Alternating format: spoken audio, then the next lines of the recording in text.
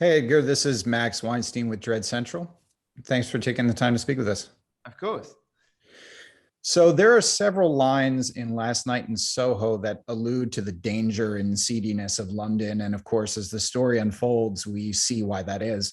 Um, I was wondering if you have any experiences in London that were especially frightening or unsettling that you might be able to share, and also how they might have influenced the film as you explore the scarier side of the city. I mean, I think the honest answer is that probably there's too much of the film that comes from personal experience for me and Christy Wilson Cairns. And certainly some of the most disturbing lines spoken by men are things that have been said to her or things that I've overheard. Or, I mean, in terms of my own experiences, I think sort of more in a way, the thing that's like scary about somewhere like Soho, like any big city, is where like the sort of the blackout moments where maybe the scariest thing is like where you cannot remember how you got home or like or how you got here. I mean, certainly I think when I was younger and I was like drinking more, those would be the most terrifying things. And it's one of those places, I guess you could say this about any city, where like no good decisions get made after 2:30 a.m.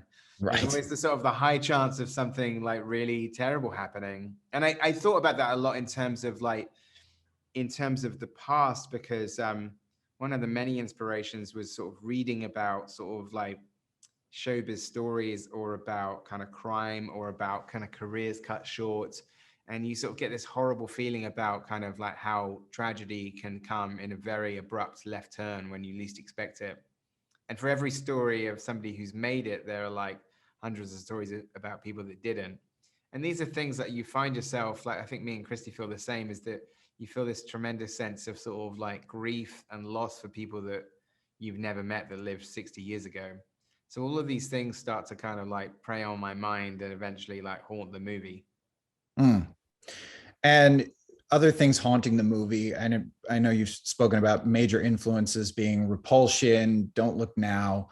I'd love to hear what those films meant to you and how they helped you craft the story.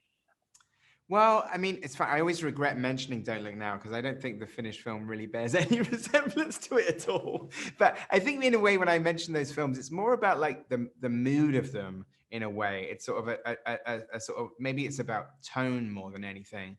And I think actually, like whilst I was the other films as well that I would say kind of like that had a big influence, sort of going further back, and probably people that influenced those directors being like, other British filmmakers like Alfred Hitchcock or Michael Powell, and the way that they kind of like sort of approached like psychological thrillers, and the way that, especially in the case of both of them, where things can become very expressionistic. I always really like that, like a film like Black Narcissus, which doesn't bear any resemblance to this plot wise.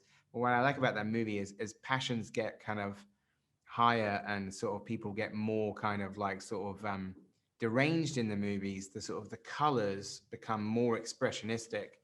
And I always found that really sort of like striking, the idea of like, as somebody kind of like is caught in this nightmare, that sort of the film gets more and more operatic as it goes along. That was definitely like a big influence.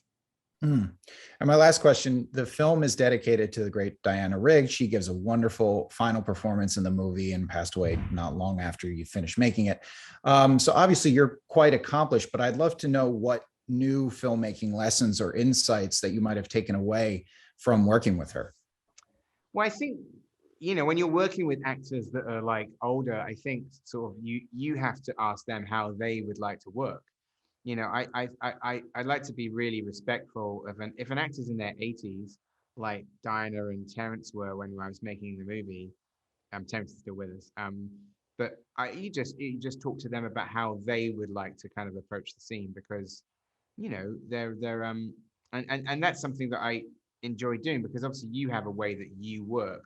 But if you're working with somebody who's like a sort of a stage and screen veteran, and that in a way was something that I love, that part of working with Diana. And it became sort of a little kind of fun game between us, where she'd say to me, she goes, "How many angles are you going to do on this scene?" And I'd say, "How many angles do you want to do?" And she goes, "Three." I said, "Okay, let's do three." And she goes, "But how many takes?" I said, "Well, how many takes do you want to do?" "Three."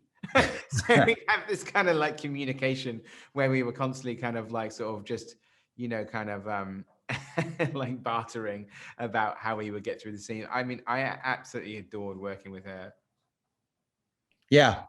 Well, the result is great. And thanks so much, Edgar, for joining us, and congrats on releasing the film, and excited that horror fans will get to experience it in theaters. Me too. Very excited for everybody to see it.